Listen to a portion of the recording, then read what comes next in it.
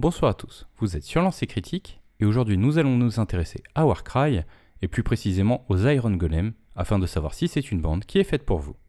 Dans cette série, nous allons parler de l'historique de la bande dans Age of Sigmar, quel est leur style de jeu sur le champ de bataille, quel mercenaire est intéressant pour eux, et finalement je vous proposerai deux listes de bandes, une pas chère et une plus orientée tournoi.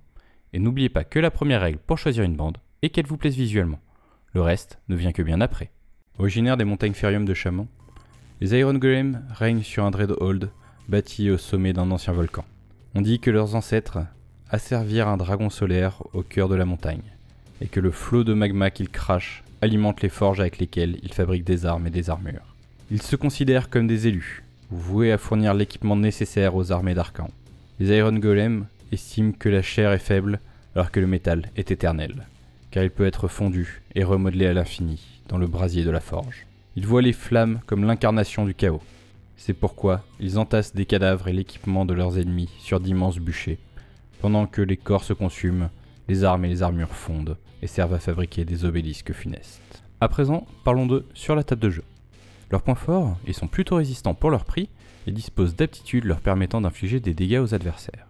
Leurs points faibles, leurs dégâts dans l'ensemble sont plutôt faibles, certaines aptitudes sont peu intéressantes et ils manquent de mobilité.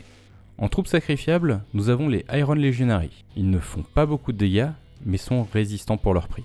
Nous en avons 3 différents. La version avec Bola, qui dispose d'une attaque à 3 pouces, et qui est la moins chère des 3. La version avec 2 armes, qui est celle qui fait le plus de dégâts. Et finalement, la version avec Bouclier, qui dispose d'une endurance de 5, ce qui est beaucoup pour ce type d'unité, et la rend intéressante malgré son prix plus élevé. En semi-élite, nous avons l'Armator. Il ne coûte vraiment pas cher et est résistant pour son prix, et surtout a un énorme potentiel de dégâts en critique. C'est une excellente unité qui malheureusement ne dispose que d'un mouvement de 3. Autre semi-élite, le Drillmaster. C'est sans aucun doute la meilleure unité de votre bande. Il est rapide avec un mouvement de 5, dispose d'une aptitude sur un quad lui permettant de faire des dégâts à tous les ennemis à 3 pouces, et ses dégâts au corps à corps sont largement au-dessus de la moyenne pour son prix. Il dispose en plus d'une attaque à distance de 3 pouces, mais cette dernière n'a que peu d'intérêt. Il reste cependant assez fragile, donc faites-y attention. Semi-élite encore, pour le même coût et la même résistance que le Drillmaster, vous avez le Prefector. Il dispose d'une aptitude sur un double qui permet d'augmenter la caractéristique de force de votre prochaine attaque. Cette aptitude n'a que peu d'intérêt, statistiquement il est plus intéressant d'ajouter une attaque, même contre un ennemi ayant une endurance élevée. D'autant plus que le Prefector dispose d'une grosse valeur de critique. Dernier semi-élite, le Signifier. Ses dégâts sont plus faibles que les deux précédents, mais il dispose d'une aptitude sur un triple qui permet d'augmenter de 1 l'endurance de toutes les figurines amies à 6 pouces. Vos troupes étant de base plutôt résistantes, cette aptitude n'a qu'un intérêt très limité, à part si vous construisez une bande spécialement autour de cette aptitude.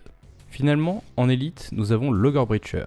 Il est très résistant, fait de bons voire d'excellents dégâts si vous utilisez un double pour lui rajouter une attaque. Il dispose de l'aptitude de charge qui permet d'infliger des dégâts en arrivant au corps à corps sur un triple.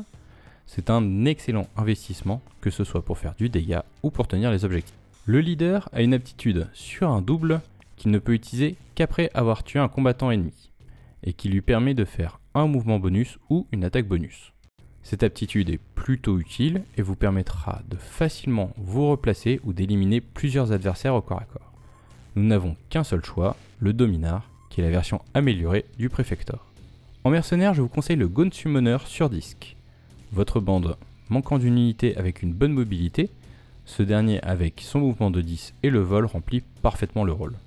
De plus, il est résistant et dispose d'une aptitude qui sur un bon triple peut faire énormément de dégâts. Au final, nous avons une bande plutôt facile d'accès et intéressante à jouer.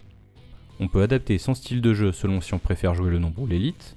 Ils sont assez résistants, disposent de quelques unités extrêmement efficaces et leurs aptitudes leur apportent les dégâts qui peuvent leur manquer. On peut regretter qu'il manque quelques aptitudes exotiques que peuvent avoir d'autres bandes pour vraiment se démarquer. Mais ça en fait une excellente bande pour découvrir le jeu tout en restant compétitive sur la durée. Pour une bande pas chère, il vous faudra débourser 40 € pour une boîte d'Iron Golem, ce qui nous donnera une bande constituée d'un leader Dominar, un Ogre Breacher, un Signifier, un Drillmaster, 2 Armator et 2 Iron Legionary avec bouclier.